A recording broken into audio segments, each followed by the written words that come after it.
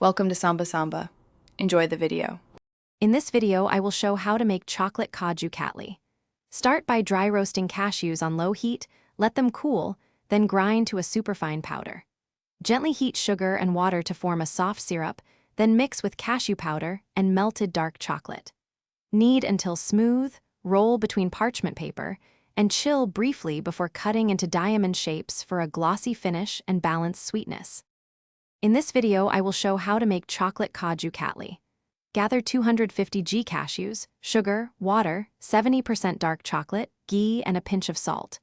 Dry roast cashews until aromatic, cool completely, then pulse to a fine powder without overprocessing into butter.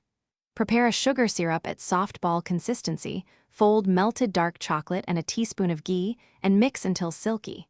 Shape and chill for clean slicing. In this video, I will show how to make chocolate Kaju Katli. Quick recommendation: grab the new Kindle Paperwhite to read while your Kaju Katli sets. Its glare-free display pairs well with kitchen breaks.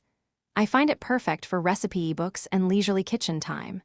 If this helped you, please subscribe and like, then check the description for the link and other deals. Now let's get back to the video. In this video, I will show how to make chocolate Kaju Katli. Keep the pan on low heat and stir constantly to prevent lumps and scorch marks. If the blend seems dry, add a teaspoon of ghee rather than more syrup to maintain structure. For glossy finished pieces, roll between parchment and press evenly, then refrigerate for 20 to 30 minutes before cutting precise diamond shapes for neat presentation. Thanks for watching. Consider subscribing if we helped you.